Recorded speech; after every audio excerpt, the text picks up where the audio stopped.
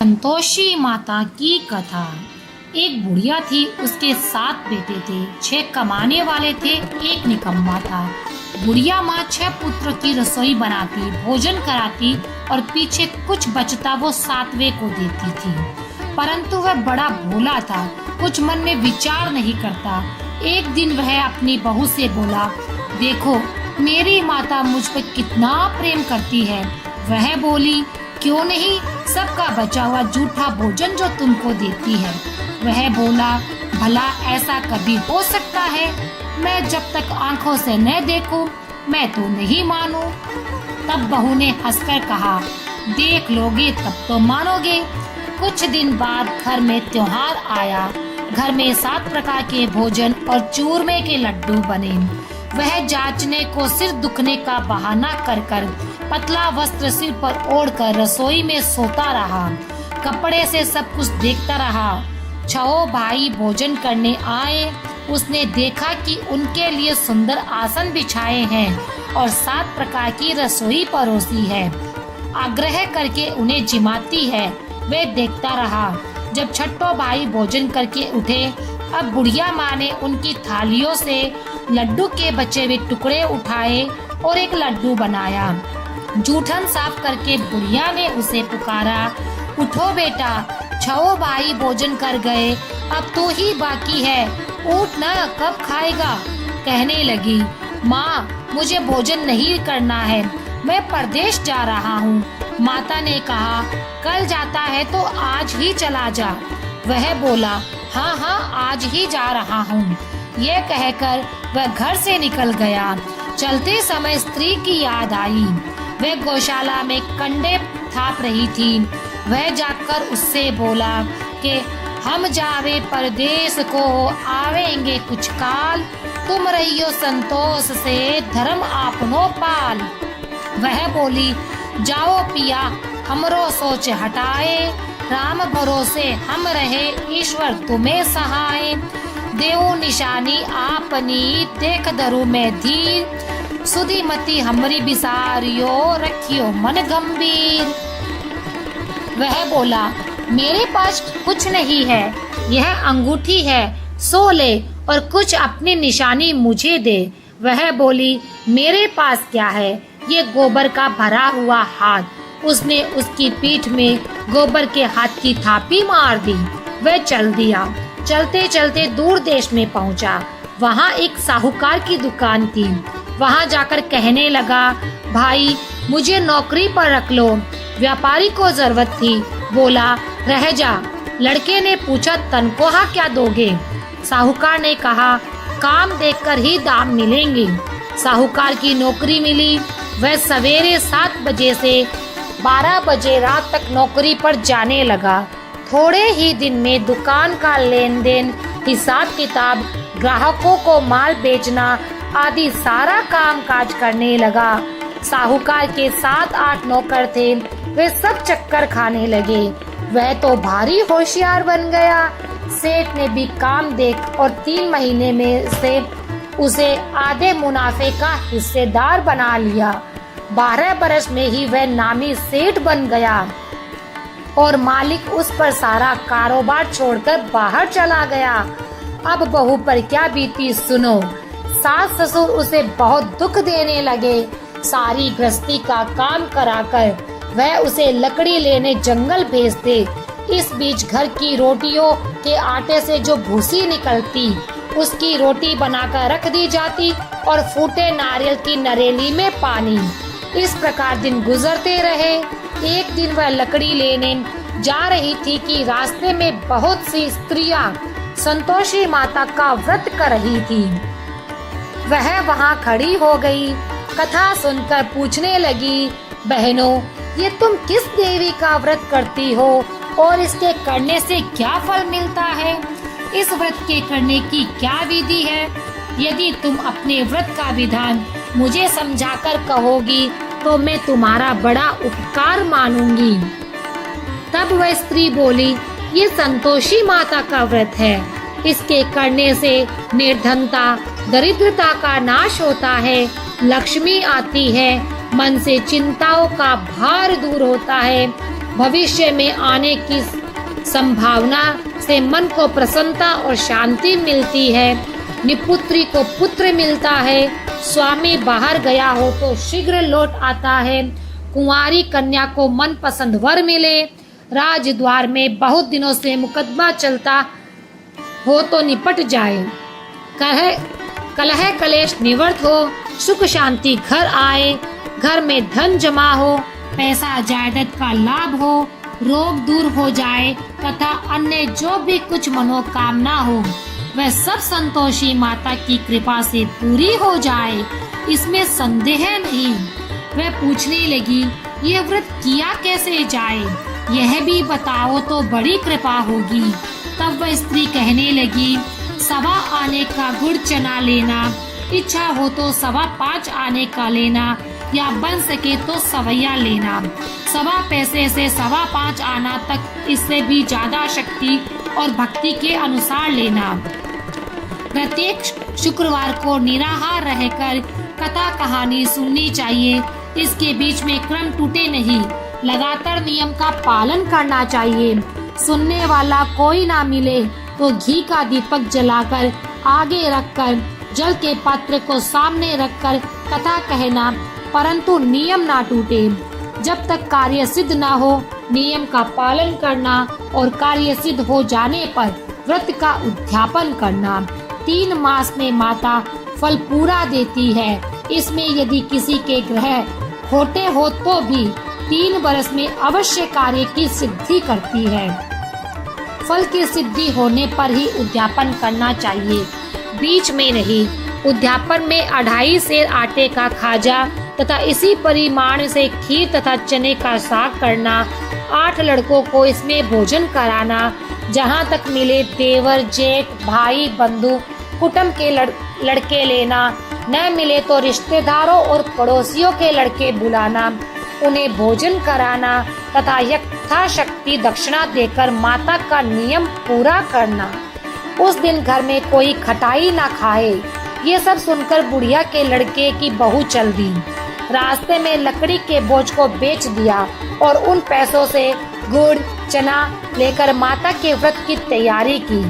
आगे चली, सामने मंदिर है। ये सुन माता के मंदिर में जा माता के चरणों में लौटने लगी।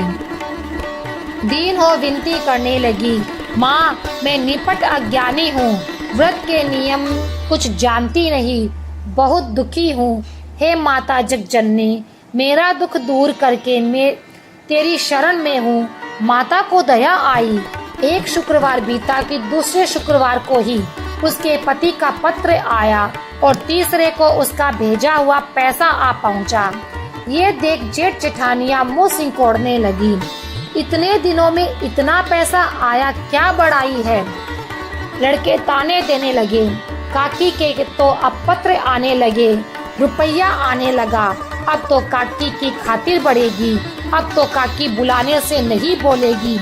बेचारी सरलता से कहती, भैया कागज आए रुपया आए तो हम सबके लिए अच्छा ही है। ऐसा कहकर आंखों में आंसू भरकर संतोषी माता के मंदिर में मातेश्वरी के चरणों में गिरकर रोने लगी। माँ तुमसे पैसा कब मांगा है, मुझे पैसे से क्या काम है। मुझे तो अपने सुहाग से काम है।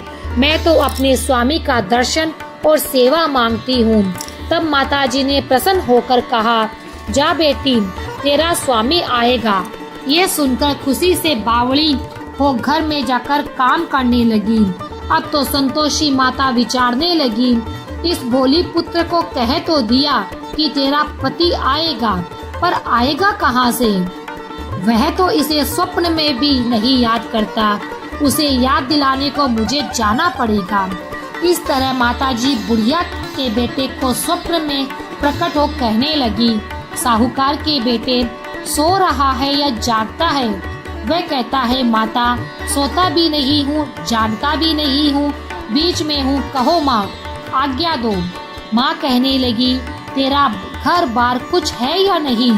वह बोला, मेरे सब कुछ है माता, माँ बाप भाई और बहन है, बहू है, क्या कमी है। माँ बोली, भोले पुत्र तेरी घरवाली घोर कष्ट उठा रही है।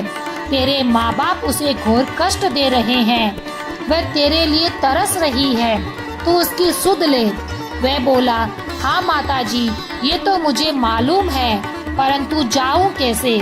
परदेश की बात है, लेन देन का कोई हिसाब नहीं, जाने का कोई रास्ता नजर नहीं आता, कैसे चला जाऊं? माँ कहने लगी, मेरी बात मान, सवेरे नहा धोकर संतोषी माता का नाम ले, घी का दीपक जला, दंडवत कर दुकान पर जाकर बैठ। देखते देखते तेरा लेन देन चुक जाएगा, जमा का माल बिक जाएगा, सांझ होते होते धन का भारी ढेर लग जाएगा। दूसरे दिन वह बहुत सवेरे जल्दी उठ भाई बंधुओं से अपने सपने की बात कहता है। वे उसकी बात अनसुनी कर उसकी हंसी उड़ाने लगे। कहीं सपने भी सच होते हैं क्या? एक बूढ़ा बोला, देख भाई, मेरी बात मान, इस तरह सांच झूठ करने के बदले देवी ने जो कहा है वैसा ही करने में तेरा क्या जाता है?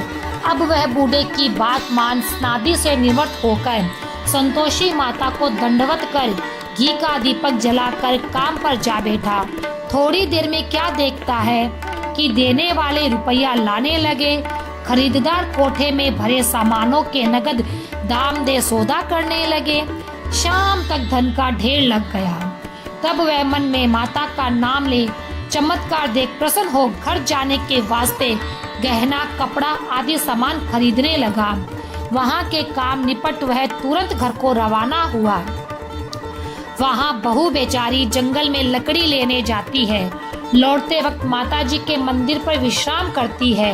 वह रुकने का स्थान को ठहरा। कुछ दूर पर धूल उड़ती देख वह माताजी से पूछती है, हे माता, ये धूल कैसी उड़ रही है? माँ कहती है, हे पुत्री, तेरा पति आ रहा है। अब तू ऐसे लकड़ियों के 3 बोझ बना ला।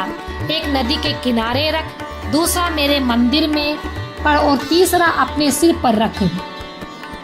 तेरी लकड़ी का गट्ठा देख उसे मोह पैदा हो, वहाँ रुकेगा, नाश्ता पानी बनाकर माँ के मिलने जाएगा। तब तू लकड़ियों का बोझ उठाकर आना और बीच आंगन में गट्टा डालकर 3 आवाज जोर से लगाना, लो सासू जी, लकड़ियों का गट्ठा लो, भूसी की रोटी दो, नारियल के खपरे में पानी दो। आज कौन सा मेहमान आया है? बहुत अच्छा कहकर वह प्रसन्न मन हो लकड़ियों के 3 गट्ठे ले आई। एक नदी के किनारे, एक माताजी के मंदिर पर रखा। इतने में ही वह मुसाफिर आ पहुंचा। लकड़ी देख उसको इच्छा उत्पन्न हुई कि अपना अब यही मुकाम डाले और भोजन बना खा पीकर गांव जाए। इस प्रकार रुककर भोजन बना विश्राम कर गांव गया और सबसे प्रेम से मिला। उसी समय उसकी बहू सिर पर लकड़ी का गट्ठा लिए उतावली सी आती है। लकड़ी का बोझा आंगन में डालकर जोर से 3 बार आवाज देती है, सासू जी, लकड़ियों का गट्ठा लो, भूसी की रोटी दो, नारियल के खपरे में पानी दो। आज कौन सा मेहमान आया है? ये सुनकर उसकी सास अपने दिए हुए कष्टों को भुलाने हेतु कहती है, बहू, ऐसा क्यों कहती हो? तेरा मालिक ही तो आया है। आ बैठ, मीठे भात का भोजन कर, कपड़े गहने पहन। इतने में आवाज सुन उसका स्वामी बाहर आता है और अंगूठी देख व्याकुल होता है। माँ से पूछता है, माँ यह कौन है? माँ कहती है, बेटा, ये तेरी बहू है। आज 12 वर्ष हो गए, तू जब से गया है तब से सारे गांव में जानवर की तरह भटकती फिरती है। घर का काम काज कुछ करती नहीं, 4 समय आकर खा जाती है। तुझे देखकर भूसी की रोटी और नारियल के खपरे में पानी मांगती है। वह लज्जित होकर बोला, ठीक है माँ, मैंने इसे भी देखा है और तुम्हें भी देखा है। अब मुझे दूसरे कमरे की ताली दो तो मैं उसमें रहूं। तब माँ बोली, ठीक है, तेरी जैसी मर्जी हो, और ताली का गुच्छा पटक दिया। उसने ताली लेकर मकान में 3री मंजिल के ऊपर का कमरा खोलकर सारा सामान रखा। एक ही दिन में वहाँ राजमहल सा ठाट बाट हो गया। अब क्या था, वह सुख भोगने लगी। इतने में अगला शुक्रवार आया। उसने अपने पति से कहा, मुझे संतोषी माता के व्रत का उद्यापन करना है। उसका पति बोला, बहुत अच्छा, खुशी से कर ले। वह तुरंत ही उद्यापन की तैयारी करने लगी। जेठ के लड़कों को भोजन के लिए कहने गई। लड़कों ने मंजूर किया, परंतु पीछे जेठानी अपने बच्चों को सिखाती है, देखो रे, भोजन के समय सब लोग खटाई मांगना, जिससे उसका उद्यापन पूरा न हो।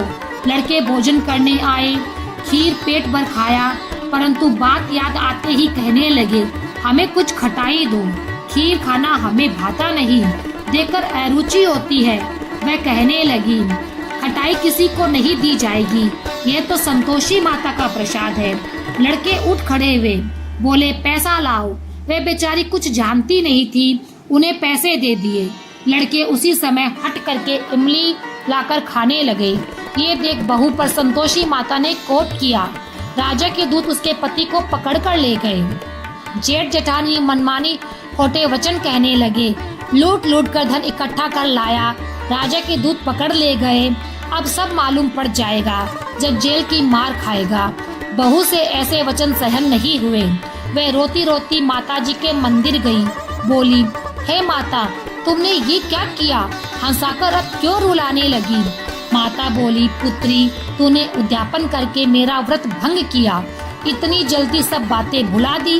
वह कहने लगी, माता, भूली तो नहीं, न कुछ अपराध किया, मुझे तो लड़कों ने भुलावे में डाल दिया, मैंने भूल से उन्हें पैसे दे दिए, मुझे क्षमा करो। माँ बोली, कहीं ऐसी भूल होती है? वह बोली, अब भूल न होगी माँ, अब बताओ वे कैसे आएंगे? माँ बोली, अब भूल मत करना। वह बोली, माँ मुझे क्षमा कर दो, मैं फिर तुम्हारा उद्यापन करूँगी। माँ बोली, जा पुत्री, तेरा पति तुझे रास्ते में ही आता मिलेगा। वह निकली, राह में पति आता मिला। वह पूछती है, तुम कहाँ गए थे? वह कहने लगा, इतना धन जो कमाया है उसका कर राजा ने मांगा था, अदा करने गया था। बहू प्रसन्न हो बोली, भला हुआ, अब घर को चलो। दोनों घर को गए। कुछ दिन बाद ही फिर शुक्रवार आया। बहू बोली, मुझे माता का उद्यापन करना है। पति ने कहा, करो। वह फिर जेठ के लड़कों से भोजन करने के लिए कहने गई। जेठानी ने एक दो बातें सुनाई और लड़कों को सिखाने लगी, तुम सब लोग पहले ही खटाई मांगना। लड़के कहने लगे, हमें खीर खाना नहीं भाता, जी बिगड़ता है, कुछ खटाई खाने को दो।